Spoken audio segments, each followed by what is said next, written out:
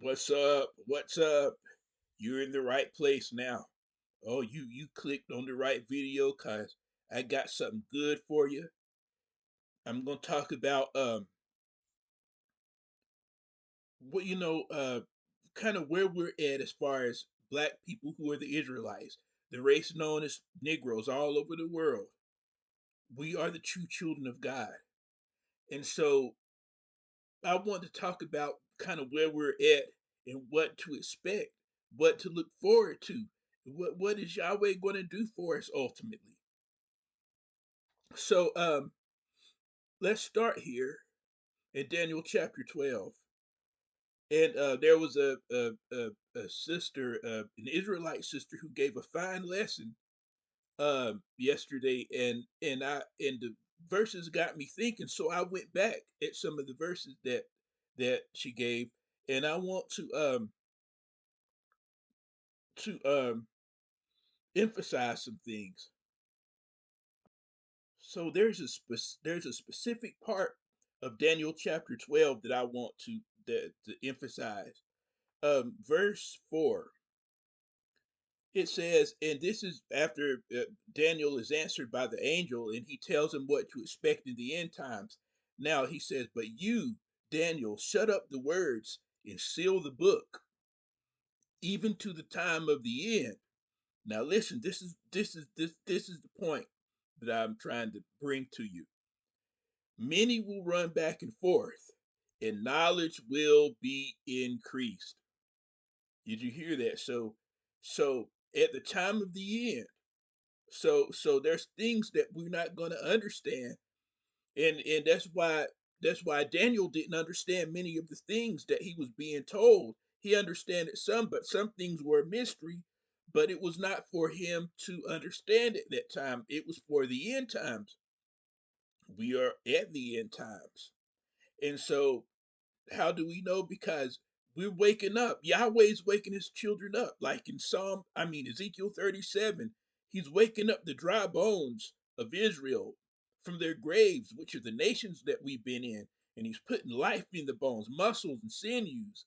I encourage you to read Ezekiel chapter 37 at some point. Or you know what, I'll read it again too.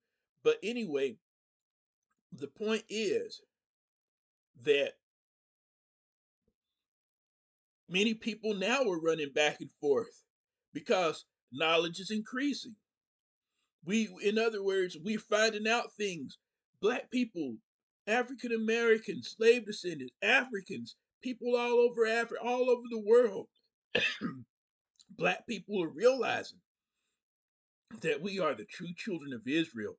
We're realizing that we're the chosen people of Yahweh, the Almighty God. So right now what's going on is that knowledge is being increased. And so let's go to something else here. So what is going on with the Israelites? It's called, many people call it the Great Israelite Awakening. It's the awakening that's happening that the Bible predicted that would happen in the end times. So if go back up at Daniel chapter 12 and go back to verse 12, and I'll start at the last sentence because I'm saving that for another this part of it. Okay, it says, "At that time your people will be delivered, everyone who is found written in the book. Many of those who sleep in the dust of the earth will awake, some to everlasting life, and some to shame and everlasting contempt." Now, so you have to be written in the book. So how do you do that? Well, you have to follow Yahweh's laws, but you have to call them. We'll go over that in a little bit. So now it says, "Those who are wise will shine as the brightness of the expanse. Those who turn many to righteousness will shine as stars forever and ever." And now verse 13 says, "Go on your way until the end, for you will rest and will stand in your inheritance at the end of days. So that's wonderful, you know. So let's see who else. Let's see who some of the people are. So you can't be wicked, which means that you're following Yahweh to the best of your ability. You're following Yahweh's laws, statutes, and commandments if you're not wicked. The wicked, there's people who's wicked, they will never understand. And people like that, you can tell them the truth, but you can lead them, they'll never understand. It's no use. And you can't make people who is wicked change. It's got to be done by Yahweh or by themselves, okay, or a combination. But many people not going to change. So let's go to Zechariah chapter 13. And at the now, so now let's go to Zechariah chapter 13 in verse 8, because this is end times prophecy. But this right here, this is, it shall happen that in all the land, says Yahweh, two parts in it will be cut off and die, but a third will be left in it. Well, many people believe, who historians, biblical historians, that this happened when the Romans destroyed uh, Jerusalem in 70 AD, the siege of Jerusalem. And this is exactly about how it happened. Many people were killed, taken into slavery, some were left, a certain number of people, but there were people who also survived, who fled like Yahweh told them to. But there was a terrible siege there, a terrible battle. And but to make a long story short, that remember that if you want to read about a little bit, the siege of Jerusalem in 70 AD. And at that time, historian named Flavius Josephus, the foremost historian on this event, said that over 1 million Israelites, 1 million Judeans fled into Africa then. So there are millions adding to the Israelites who are already in Africa. And they made their way to West Africa, Central Africa, South Africa, East Africa, and in the ones in West Africa, in the slave trade, which is how we got here, the Israelites here. So anyway, but at verse 9 though, it says, but I will bring the third part into the fire and will refine them as silver is refined, and will test them like gold is tested. So the Israelites will have to go through it. They'll have to be refined. They have to be tested and purified. And so listen to this. The ones who are saved, they will call on my name and I will hear them. I will say, it's my people, and they will say, Yahweh is my God. Now, this is the World English Bible, or Webster's English Bible, and I like it because it has Yahweh's name in here, so you can understand his role in prophecy. I strongly recommend it. So, they say, Yahweh will say, it's my people. They will say, Yahweh is my God. Now listen, it didn't say that they would say, Allah is my God. No, it says they will say, Yahweh is my God. It didn't say that they would say, Jesus is my God. No, it would say the ones that were saved, they would say, no, Yahweh is my God. It didn't say they would say Buddha or any other God.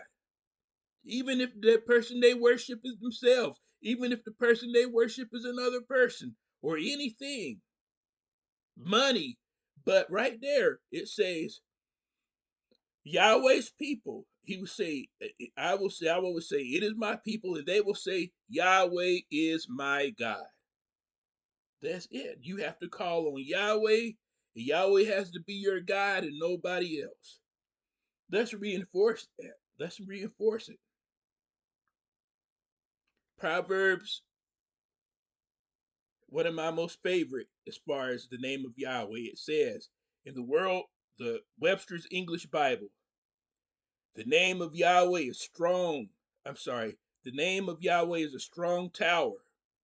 The righteous run to him and are safe.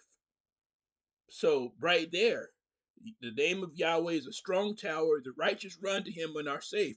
If you want to be saved, those Israelites who want to be saved must run to Yahweh and no one else. Christianity is a lie. If people want to know, I made some videos about that. But Yahweh is the God of the Israelites. The Hebrew scriptures, the Old Testament, are holy scriptures, not the New Testament. Okay, so let's go to something else. Let's make the grand finale. See what the blessings of the Israelites, the ultimate blessings, will be. Now, this is the Legacy Standard Bible. It also has Yahweh's name in there where it's supposed to be. I strongly recommend this one so you can truly understand, because you're not going to understand the Old Testament until you see that Yahweh's name is in there 6,000 times, and it's through Yahweh where all our blessings and redemption come from. It's only Yahweh and Yahweh only. You will not find Jesus' name or any other God in the Hebrew scriptures or Old Testament. There's no other God who we're supposed to worship except for Yahweh. Okay. Now, Isaiah chapter 60. This is a beautiful prophecy about how it will be when Israel, a glorified Zion, a glorified Israel, a glorified Israelites. This is what will happen. This is what we will experience in the end, or in the beginning, the new beginning after the end. How about that with Yahweh? Now, uh, Isaiah chapter 60, verse 1. Arise, shine, for your light has come, and the glory of Yahweh has risen upon you. For behold, darkness will cover the earth, and dense gloom the peoples. But Yahweh will rise upon you, and his glory will appear upon you. Nations will come to your light, and kings to the brightness of your rising. Lift up your eyes round about and see. They all gather together. They come to you. Your sons will come from afar, and your daughters will be carried on the nurse's hip. Then you will see and be radiant, and your heart will tremble and will be large with joy, because the abundance of the sea will be turned to you. The wealth of the nations will come to you. People say, oh, we don't need to pay those people. We ain't going to pay. Yes, they are. Listen to what the Bible says is going to happen for the Israelites. The wealth of the nations will come to you. A multitude of camels will cover you. The young camels of Midian and Ephah. All those from Sheba will come. They will bring gold and frankincense. They will bear good news of the praises of Yahweh. All the flocks of Kedar will be gathered together to you. The rams of Nebaioth will minister to you. They will go up with the acceptance of my altar. With the acceptance on my altar. I shall adorn my glorious house with beautiful glory. Who are these who fly like a cloud, and like the doves to their lattices?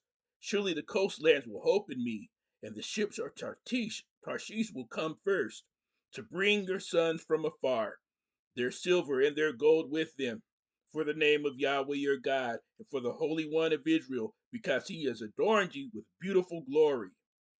Foreigners will build up your walls, and kings will minister to you.